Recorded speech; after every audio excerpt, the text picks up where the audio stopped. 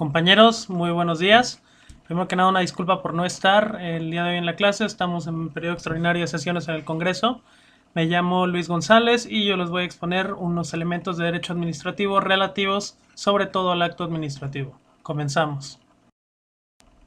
Bueno, primero que nada tenemos que hacer una definición clave. ¿Qué es la justicia administrativa?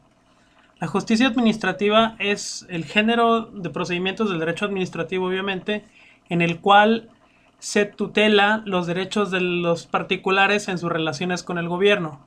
Es decir, se busca solucionar los conflictos entre la administración pública y los administrados. En este sentido, el gobierno o el Estado mismo actúa como garante de los derechos del particular frente al Estado mismo, lo cual pues significó cuando se originó el derecho administrativo cerca del siglo XVII, antes de la Revolución Francesa, un avance muy importante en el ámbito de lo que hoy llamaríamos los derechos humanos.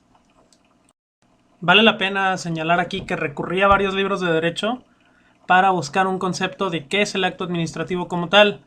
Una definición de consenso es la siguiente: un acto administrativo es la declaración unilateral de voluntad de un órgano del poder público en ejercicio de la función administrativa, o sea, un órgano que administra la función del Estado, que crea, extingue o modifica derechos o obligaciones, esto es, que tiene impacto jurídico, en favor o a cargo de sujetos individuales específicos dentro de casos individuales específicos. Es decir, se juzga en una base de caso por caso, que también es una de las bases del derecho moderno. El acto administrativo tiene dos características que lo definen. La primera es la presunción de legitimidad. Esto nos quiere decir que como el acto administrativo viene del mismo órgano, o sea, el derecho que se encarga de aplicar la ley en el Estado, es legítimo por definición. Y la segunda característica es la ejecutoriedad, que señala que el acto administrativo se ejecuta sin necesidad de la opinión del afectado en este caso y sin tener que contar con el concurso de un órgano jurisdiccional, es decir, de un juez o de un tribunal. Bueno, ahora que sabemos que un acto administrativo es una acción de un órgano administrativo hacia un particular que modifica su relación jurídica, hay que ver que la revocación del acto administrativo es otro acto administrativo por sí mismo e implica la manifestación legal de los órganos administrativos para dejar sin efectos un acto administrativo anterior por motivos de legalidad o de interés público. En este caso se lleva a cabo por recurso, que es a petición del particular, o por causa de interés público, cuando se suponga que este acto administrativo original ataca los intereses de la sociedad en su conjunto o no están de acuerdo con el ordenamiento jurídico original. La revocación del acto administrativo tiene varias características intrínsecas. La primera y la más importante es que es unilateral, es decir, solamente depende del órgano administrativo o de su superior jerárquico, de acuerdo a nuestra legislación, el revocar el acto. La revocación extingue el acto administrativo anterior. Se inspira en motivos de oportunidad, es decir, el hecho de que el acto administrativo haya sido ilegal o haya afectado los intereses del público en general, y puede sustituir opcionalmente al acto original con otro de amplitud diferente en caso de una revocación expresa, es decir, que conste documentalmente o tácita. Ahora hablemos de otra forma de extinguir el acto administrativo. Suele haber una gran confusión entre la revocación, la nulidad y la anulabilidad del acto administrativo. A este respecto, afortunadamente, el artículo 6 de la Ley Federal de Procedimiento Administrativo señala que la nulidad se da cuando el acto incurre en los casos señalados, en la falta de los casos señalados en las fracciones 1 a 10 del artículo 3 de la ley, o sea, los elementos y los requisitos de fondo como tal del acto administrativo. La nulidad va a ser declarada por el superior jerárquico de la autoridad que lo haya emitido, salvo que haya sido proclamado por el titular de una dependencia. En este caso, él mismo tiene que revocar el acto administrativo. Ahora bien, la nulidad tiene varios efectos que la distinguen también de las otras formas de extinguir el acto administrativo. Cualquier acto administrativo declarado nulo es inválido, no se presume ni legítimo ni ejecutable, es subsanable, no tiene obligación de cumplirse por la autoridad o particulares, es retroactivo, sus efectos son retroactivos y si se consumó solamente dará lugar a la responsabilidad del servidor público que lo emitió en primer lugar.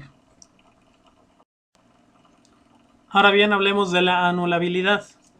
Esta está señalada en el artículo 7 de la Ley Federal de Procedimiento Administrativo y se da en casos de que el acto administrativo incurra en defectos de requisitos y elementos de forma del acto como tal. En este caso se considera que el acto es anulable, no nulo de motu propio. El saneamiento del acto administrativo anulable produce efectos que son siempre retroactivos y se considerará como si siempre hubiera sido un acto válido. ¿Por qué? Porque de nuevo esto es un defecto de forma. No ataca el quid como tal de la cuestión del acto administrativo. Hace un momento hablábamos de los efectos de la nulidad. Ahora hablaremos de los efectos de la anulabilidad. Recordemos que esto es una situación que se da por forma y no por fondo. Entonces los efectos son muy distintos. Todos los actos administrativos declarados anulables son válidos, es decir, se presume que siguen siendo legítimos y ejecutables. Son subsanables mediante el pleno cumplimiento de los requisitos para la validez de la subsanabilidad. Son obligatorios a cumplirse por la autoridad y los particulares y también son retroactivos. Bueno, ahora hablemos de los recursos administrativos. Por si no nos hemos aprendido la definición de recurso, un recurso es un medio de impugnación mediante el cual se expresa la pretensión de reforma de una resolución judicial dentro del mismo proceso en el que dicha resolución ha sido dictada. Ahora bien, en el ámbito administrativo, ¿qué quiere decir esto?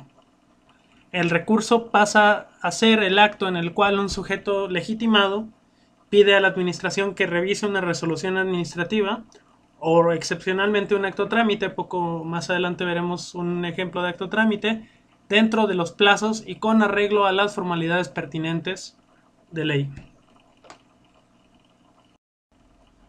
Ahora bien, en la legislación que estamos analizando en este curso, solamente existen dos tipos de recursos administrativos como tal. El primero es el recurso de revisión, que está contemplado en la Ley Federal de Procedimiento Administrativo, y el segundo es el recurso de inconformidad, que está contemplado en la Ley de Justicia y Procedimientos Administrativos del Estado de Nayarit. Ahora veámoslos con un poco más de atención. Aquí me imagino que ya se habrán dado cuenta de algo, hemos estado hablando de procedimiento, no de proceso. Entonces, vamos a ver por qué el recurso de revisión se ajusta a la definición de recurso. ¿Por qué? Porque todas aquellas personas afectadas por una decisión administrativa federal que ponga fin a un procedimiento, cierran una instancia o expediente, pueden presentar un recurso de revisión para impugnar el acto administrativo. En este recurso de revisión, la autoridad encargada va a analizar el acto y su procedimiento y puede ya sea desecharlo por improcedente, sobreseerlo, declarar el acto inexistente, nulo o anulable, revocarlo de manera total o parcial, modificar el acto o bien emitir otro que lo sustituya. Ahora bien, el recurso de revisión tiene que tener ciertas características y tiene un plazo de 15 días contados a partir del día siguiente en el que cause ejecutoria la notificación del acto administrativo. Tiene que contener los siguientes requisitos: el órgano a quien se dirige, el nombre del recurrente o del tercero afectado y su domicilio, el acto que se está recurriendo y la fecha de notificación, los agravios causados por el acto administrativo, la copia del acto que se está impugnando y las pruebas que se deseen presentar, que en un momento más las vamos a ver, pero son esencialmente todas las pruebas testimoniales y periciales. El principal efecto de la aceptación de un recurso de revisión es que suspende el acto impugnado siempre y cuando el recurso sea procedente, obviamente. Lo solicita el recurrente, no se perjudica el interés social o el interés general a terceros, y cuando se trate de un acto que consista en multa se garantice el crédito de la multa. El recurso se tendrá por no interpuesto, como una de las ventajas que ofrece el sistema legal al particular, cuando se presente fuera de plazo, no se acredite la personalidad del recurrente o no sea suscrito por quien deba hacerlo, es decir, el particular podrá volver a presentar el recurso corregido. El recurso será sobreseído cuando el promovente desista, el agraviado fallezca, el recurso sea declarado improcedente, los efectos del acto hayan cesado por falta de materia o cuando el acto como tal no esté probado, es decir, en el caso de una arbitrariedad, por ejemplo, no podría en algunos casos hablarse de recurso de revisión porque en muchos casos no existe evidencia de la arbitrariedad. Ahora hablemos de las razones por las que puede ser improcedente un recurso de revisión. Es improcedente cuando se presente contra actos que sean materia de otro recurso pendiente de resolución con el mismo recurrente y por el propio acto. Es decir, de otro recurso que se haya presentado previamente en iguales circunstancias, contra actos que no afecten los intereses del promovente. Es decir, no puede funcionar a modo de denuncia ciudadana. Contra actos consumados de modo irreparable, contra actos consentidos expresamente y cuando se esté tramitando ante los tribunales algún recurso o defensa legal que puedan extinguir el acto respectivo. Esto sucede, no sucede tanto en México, pero sí sucede en el sistema anglosajón, donde existe algo que se llama la Class Action Lawsuit, la demanda colectiva o el recurso colectivo, y es uno de los casos en los que puede ocurrir. Ahora hablemos del recurso contemplado en nuestra legislación local, que es el recurso de inconformidad. Esto lo pueden presentar todas aquellas personas que hayan sido afectadas por una decisión administrativa estatal, incluidos los servidores públicos y las fuerzas de seguridad. Estos recursos de inconformidad proceden contra actos o resoluciones de órganos de gobierno estatales o municipales, ya sea descentralizados o centralizados, cuando se cometan violaciones al procedimiento en el acto o en el procedimiento cuando el procedimiento como tal trasciende el sentido de la resolución. Cuando el acto afecte derechos de particulares imposibles de reparar y cuando las resoluciones sean respecto de contratos, convenios y otros acuerdos monetarios celebrados entre el gobierno y particulares.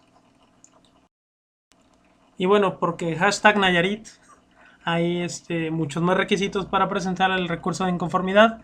Se tiene que presentar dentro de 15 días al causar ejecutoria la notificación, como en el caso federal, y cuenta con los siguientes requisitos: el nombre y domicilio o email del recurrente y de terceros si los hay, la resolución que se impugna, las pretensiones que se tienen del recurso, la fecha del acto y los documentos que la hagan constar, los hechos que sustenten la impugnación, las disposiciones legales que se hayan violado, las pruebas ofrecidas documentalmente y el cuestionario de peritos que se tenga que llenar, la solicitud de suspensión si el recurrente lo desea y la firma del promovente. Y de nuevo, porque hashtag Nayarit, hay bastantes más razones de improcedencia. Es improcedente un recurso de inconformidad contra actos que estén en trámite, contra actos en otro recurso con circunstancias iguales, contra actos que no afecten los intereses del recurrente, contra actos consentidos por el recurrente expresa o tácitamente, que ahí abre un hueco y me gustaría que por aquí pusieran pausa para que el profesor les platicara un poco más, porque siento que podría estar jacarandoso el asunto por ahí. Cuando el acto no surte efecto o cuando la improcedencia resulte de alguna disposición legal. Es decir, salvo este consentimiento tácito o expreso, se parece mucho a las condiciones del recurso, de improcedencia del recurso federal. Abundando un poco más, el recurso se desecha cuando la demanda no esté debidamente certificada, se encuentre durante el procedimiento un motivo manifiesto de improcedencia, que esto también puede llevar a ciertas malinterpretaciones, pienso, y cuando el recurrente no corrija la demanda habiendo sido prevenido. Este es un plazo que tiene de 3 días para subsanar las faltas, de otro modo el recurso se desecha.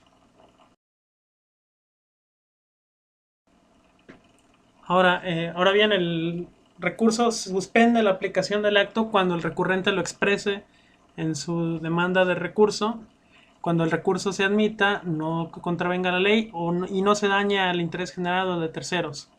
El recurso será sobreseído cuando el recurrente desista, sobrevenga improcedencia, el recurrente fallezca, la pretensión haya sido satisfecha, se encuentre que el acto no existe o cuando haya algún impedimento legal para resolver al respecto del recurso.